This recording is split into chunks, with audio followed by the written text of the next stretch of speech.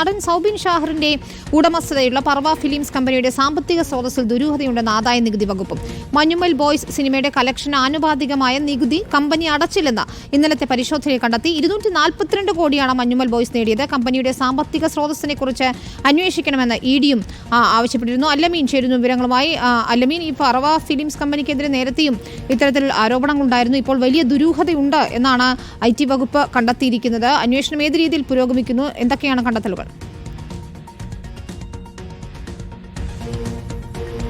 വിനിത, മണിക്കൂറുകൾ നീണ്ട പരിശോധനയിൽ രേഖകൾ പരിശോധിച്ചതിൽ നിന്ന് വലിയ ക്രമക്കേടുകളും തിരിമറികളും ഇക്കാര്യത്തിലുണ്ട് എന്നുള്ളതാണ് ആദായ നികുതി വകുപ്പിന്റെ കണ്ടെത്തൽ. രണ്ട് പ്രശ്നങ്ങളാണ്, രണ്ട് ക്രമക്കേടുകളാണ് പർവ ഫിലിംസിന്റെ ഭാഗത്ത് നിന്ന് ഇപ്പോൾ ചൂണ്ടിക്കാണിക്കപ്പെടുന്നത്. ഒന്ന്, കൃത്യമായിട്ടുള്ള നികുതി അടച്ചില്ല. മഞ്ഞുമ്മൽ ബോയ്സ് സിനിമയുടെ കളക്ഷൻ ആനുപാതികമായിട്ടുള്ള നികുതി അടച്ചില്ല എന്നുള്ളതാണ്.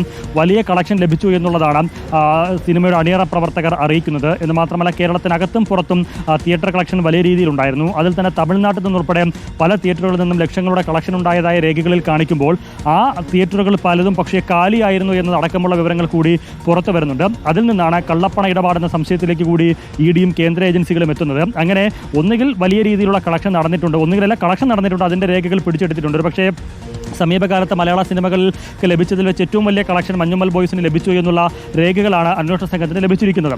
പക്ഷേ ആ രേഖകൾ പ്രകാരം ആ വരുമാനത്തിനനുസരിച്ചുള്ള ആദായ നികുതി അടച്ചിട്ടില്ല എന്നുള്ളത് ഒരു പ്രധാനപ്പെട്ട ഘടകം.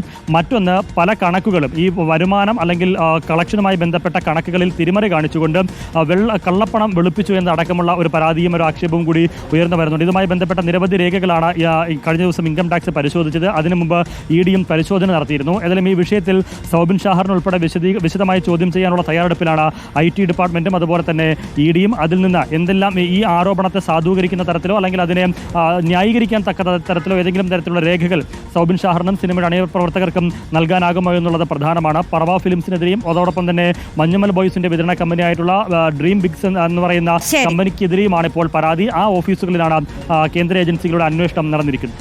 ഓക്കെ.